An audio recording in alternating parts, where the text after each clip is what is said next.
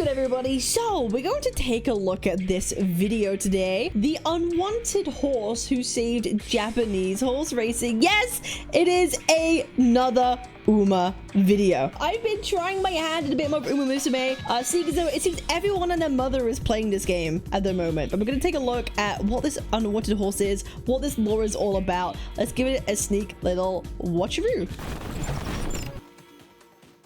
Comes to competition, the rules are often brutal and simple. There are winners and there are losers. And that is the basic truth of any sports. History tends to remember the winners. Their triumphs are carved into trophies and their stories are told for years. The losers, though, by design, are meant to be footnotes. They fade away. But what happens when that basic rule of storytelling just seems to break? What happens when a story comes along where the failure is the entire point? And that failure ends up being more powerful than any victory. This is the story of a Japanese racehorse who never— Yeah, I like losers. Yeah. You know what? Actually, I don't care about winners. We here in these parts, we care about the people who lose. We love an underdog. won a single race. Not even one. But in doing so, she became one of the most beloved legends. But she's still so happy. She's still so happy. Listen, if that was a dude, no one would give a shit. Yeah, just because she looks cute and is a woman, everyone roots for her. But if I was a dude, we'd all be like, yeah, guys, lose her away. In the history of sports. Her name is Haru Urara. Haru Urara means glorious spring, which is the first of many ironies in her life. Her career became a cultural phenomenon, and it gives us a perfect look at how we measure success. It is the story of how 113 losses in a row were transformed through a unique mix of timing, spirit, and technology into a powerful symbol of hope. It is a story that begins on a small local racetrack, captures the soul of a nation during the time of crisis, and then finds a bizarre and explosive second life in the video game, creating a— Can I say, since started to play Umamusume, I go out for runs pretty regularly. I live around a lot of horses because I live in the fucking countryside. I go and see them all now. Whenever I go for a run, I go check out the horses. Also, the horse has a really long neck. Wait, am I crazy? Wait, why is the horse's neck so fucking long? It looks like a pain. That's so long. What the? Huh? Do you see what I mean? What? Okay, you know what? That's cooked. Connection between fiction and reality that nobody could have seen come. I guess they're taller, right? Racehorses are so their necks have to be longer so they can actually eat the grass. Otherwise, they would never be able to eat the grass. So I guess they have to be longer, right? If they're bigger, the necks have to be longer. Otherwise, the horse won't be able to eat. Am I tripping? But to truly understand her legends, we have to start with the numbers, because on paper they tell a story that makes almost no sense. The official record reads like a statistical anomaly: 113 starts with 0 wins. And to put that number in perspective, in the high-stakes, physically punishing world of modern horse racing, the average career is a brief flash, maybe 25 starts. Because we always see 0 wins, but that doesn't mean last place. But I love how in-game Haru Urara comes last very often. Not winning doesn't mean lost. It just means not winning.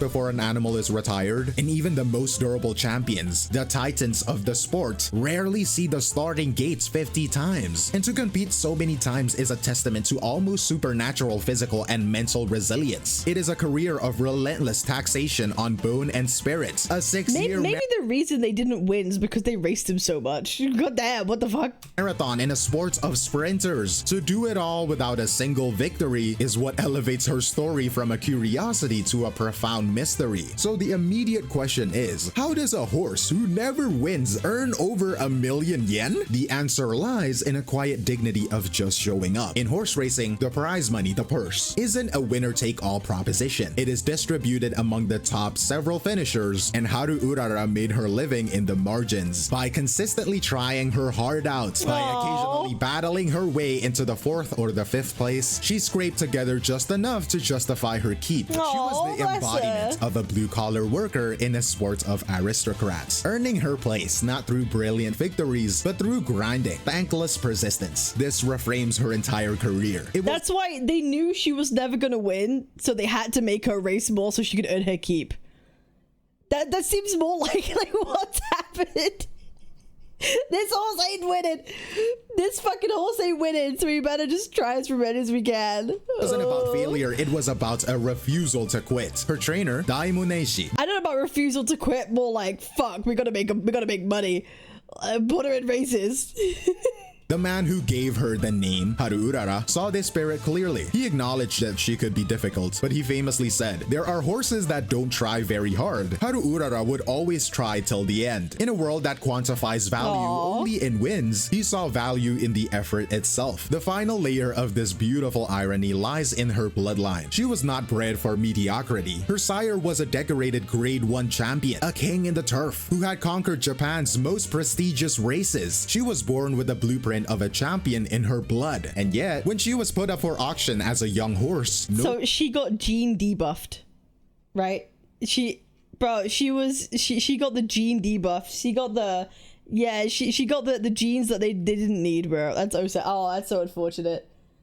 Oh, that's so lifestyle fat. Sometimes you just don't win the genetic lottery, unfortunately. No.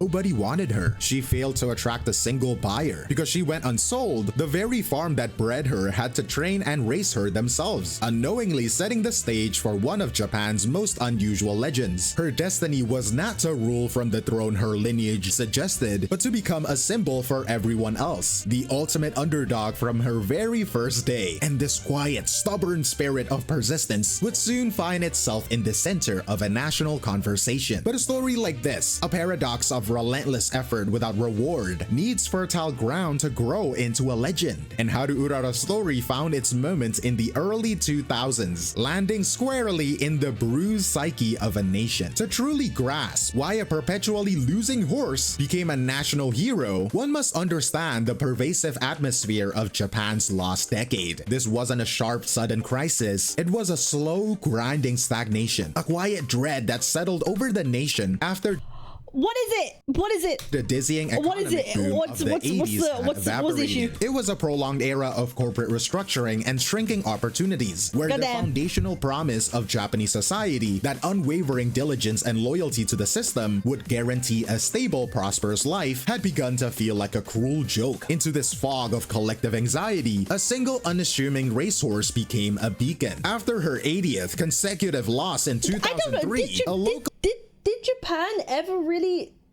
get over that corpo restructuring though? Damn. So she was the messenger for a new time. Oh goddamn. Haru Urara, the messenger of a new era of Japan. Her carrying the beacon.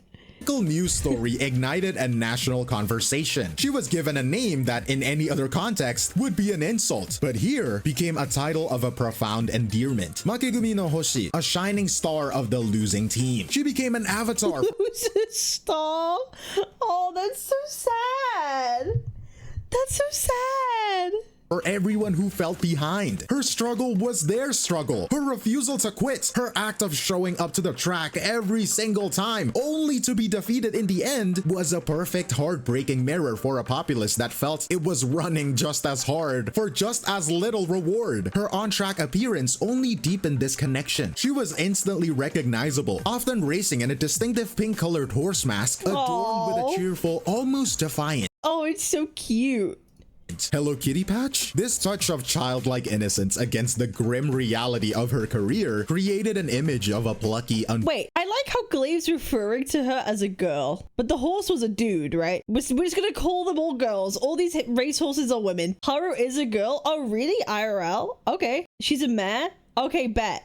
Unbreakable spirit. This public embrace manifested in beautifully strange ways. There was the phenomenon of her losing betting tickets. In a brilliant act of linguistic jujitsu, the public recontextualized the stamp on these losing slips. The stamped word, ataranai, carries a double meaning. While it officially means to lose a bet, its characters can also be interpreted as to not be struck or to not be hit. People began carrying her losing tickets not as memorabilia, but as a powerful good luck charms to ward off traffic accidents accidents. It was a way for the public to find a small victory, a tiny piece of control within a system that felt increasingly random and unforgiving, transforming an artifact of monetary loss into a talisman against physical harm. The Haru Urara boom was no longer a fringe curiosity. It was a legitimate cultural movement, cemented when then Prime Minister Junichiro Koizumi famously remarked, "I would like to see Haru Urara win, even just once." Even the Prime Minister! Even though oh my god, even the Prime Minister is rooting for this horse. This poor girl, she just wants to try. She just wants to try and win. Oh my, she's doing her best. The horse is a good example of not giving up in the face of defeat. The phenomenon reached its dramatic, almost mythical climax on March 22nd, 2004. For her 106th race, Japan's superstar jockey, the peerless Yuta Katake, made a pilgrimage to the struggling, near-bankrupt Kochi racetrack to ride her. It was less a horse race and more a national communion. The small track was overwhelmed by a crowd of over 13,000 people, and the air thick with an irrational, desperate hope. In a stunning performative act of collective faith, fans wagered over 121 million yen on Haru Urara to win. How much is that? In a turn that was both inevitable and perfect, she lost. She finished 10th place out of 11, but in that loss, how much is that in dollars? Greatest victory, because that. How much is that in dollars? 121 million yen. What the fuck is that in dollars, bro? 1 million. Oh my god. People, that is crazy work. That's fucking crazy work. Mountain of hopeful, illogical. 1 million just pissed down the drain. You knew this horse wasn't gonna win. You knew this. You essentially pissing away money. You knew what you get. You talk about a risk, bro. Bets did not have to be paid out. A massive betting handle, the total sum of money wagered, single-handedly saved the Kochi racetrack from a financial oblivion. Her career's most concrete, impactful achievement was forged directly from her 106th consecutive defeat. After her final race, her life after the track was marked by a brief period of uncertainty and ownership disputes. A sad but common fate for retired horses. But her story was destined for a happier chapter. She eventually found her permanent peaceful home at Mata Farm, where she lives to this day, famously sharing her pasture with her goat friend. And though her official racing career ended without a win, her story does have a happy ending on the track. In 2019, long into her retirement, she participated in a non-competitive time trial event for older horses, and she placed first place. It was a ceremonial win, but for her fans, it was the perfect bookend. The horse who never. Oh, she actually did. In the end, she did win. Oh, yippee! The Gilf could run in the end. The Gilf could run in the end. Oh my god. Gave up. Finally got her moment in the winner's circle. Everyone clap your hands. For years, that ceremonial victory was the final gentle grace note in her story, a quiet, happy ending for a beloved national icon. But then, a second, stranger, and far louder chapter was about to begin in the digital world. When the company Cygames was developing their ambitious multimedia franchise, Umamusume, they made an early tentative attempt to feature her. In 2016, a short-lived comedy manga titled Haru Urara Gambaru, or Haru Urara Do Your Best, was released. It was a footnote in the franchise's history, a brief run that failed to capture a wide audience and was soon discontinued. Its subsequent disappearance has rendered it a piece of. She was 23 when she won. That's like giga old for a racehorse, right? That's giga old for a racehorse. Like, don't they start racing at like 3? That's giga old. Holy shit! Fuck. That's more than grandma. That's like great-great-grandma age at that point. Jeez. What is that in dog years? like, what is that in dog years, bro? Can someone find out? Lost Media, a fascinating false start that proves how elusive Haru Urara's particular brand of lighting in a bottle appeal was to capture. Her true digital resurrection would come years later with the game itself, and the care taken in her adaptation was immense. Her in-game character is a masterclass in translation. She is presented as a splendid mood maker, an endlessly optimistic girl whose design is a loving tribute to her real-life persona. The multiple band-aids she wears serves as a constant visual metaphor for her resilience, and her casual outfit, the blue overalls and pink bow motive, is an unmistakable callback to the iconic Hello Kitty character from her racing mask. But the genius of her adaptation lies far deeper than the aesthetics. It is woven to the very code of the game. The developers encoded her real-life limitations directly into her stats. She has an A rank on the dirt tracks and short distances she ran in real life, but for races on the turf and for long-distance races, the domain Terrible. Nothing. G, forget the fuck out. Why even here? champions, she has a G rank. That is the lowest possible score. She is, by design, fundamentally bad for the game's most prestigious events. The game's story mode then weaponizes this flaw in an act of brilliant, if not cruel, narrative design. It forces you, the player, to enter her in the Arimakinen, one of Japan's most famous and difficult championships. Yeah, it forces you to do that only to come fucking dead last. Only to come dead fucking last. You could win the Arimakinen with her. Can you? Can you? How hard is it? How hard is it to actually win with that? Out of curiosity, for those who know, every time lost, this game's got hard. It wants to destroy your soul. Haru Urara was also a lot smaller than most racehorses, hence why she's so tiny in the game as well. I guess that's why she was hard to sell as a foal, right? Because like she probably wasn't built right. You have to make her into a genetic freak. That work with a lot of luck. Try it on stream. You have to turn her into a giga freak. Fuck. 9 turf and 9 long spark. Oh my god. Yeah, that's not happening. Races, a long-distance marathon on a turf track. It is a situation she is mathematically and mechanically programmed to fail.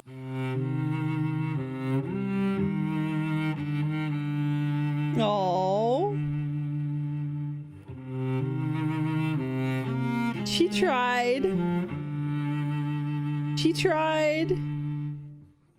But what if you win? It is a monumental undertaking, a community-wide rite of passage that requires a fanatical devotion to overcoming the game's punishing mechanics. But if you succeed, through sheer force of will and strategy, you guide her to that impossible victory. You are rewarded with one of the most profoundly cathartic scenes in modern gaming. She crosses the line, panting, her voice filled with disbelief as she calls out to you, "Trainer, I got first place. I really won." And the crowd, they erupted in audible sobs. She did it! Urara finally did it! Confused by the tears, she asked the trainer, "Why is everyone crying?" The trainer explains that they are tears of pure joy. That they She doesn't understand that everybody loves her. Oh, that's so sad. She doesn't know her own worth. Oh, what are you doing to me? Oh, that's so sad. That's kind of like sad. Why do I find that sad? What? They are so moved by her triumph. Her face lights up. She doesn't want anyone to be sad, so she asks the crowd to smile with her. Turning to her fellow races, she laughs, "I am so glad I got to race you all, and usually I only ever see your backs." The scene fades to white as the narrator declares, Haru Urara has finally raced. Haru Urara has finally raced on the stage of her dreams. It is an incredible moment of victory, a shared emotional peak for her entire player base. Aww. But even this unbelievable victory is not the end of her journey. The final ultimate challenge of the URA finals still awaits. And this powerful feeling, this profound empathy forged through a shared digital struggle, did not stay confined to the game's servers. It began to spill out into the real world in the most unexpected and tangible way imaginable. Players armed with this newfound affection discovered that the real Haru Urara was still alive, living out her retirement on a small farm, and they discovered a website where for a modest sum, around $40 you could sponsor a box of fresh ryegrass to be sent directly to her. Let me guess. Too much grass. People said way too much. Well, bro, let me guess. What People said followed too was much. a phenomenon the internet dubbed the ryegrass tsunami. It was a bizarre and beautiful act of reverse sponsorship. The donation website was flooded with so much traffic from a global fan base that it repeatedly crashed. Within a very short time, donations for Haru Urara surpassed 2,500 kilograms of grass. And to put that in, Guys, you're all spoiling the reveal before I get to it. Right, y'all all spoiling the reveal before I get to it. Fuck you guys. Chat's spoiling the video for me in real time. perspective, that is roughly the weight of a small car in grass. It was a direct conversion of digital affection into physical sustenance. And in a beautiful unintended consequence, this overwhelming generosity had a ripple effect. Why does it look like you know what? I'm not gonna say it. Why the shadows look like she's like lactating? Why did I think that? You know what? Forget I said that. Move on. One elderly horse could not possibly consume that much, so the surplus was used to feed other retired horses. I can't not think it now. Oh my fucking god! I've just ruined the whole show for me, bro. It's okay. I've just ruined the whole show for me. I'm so sorry.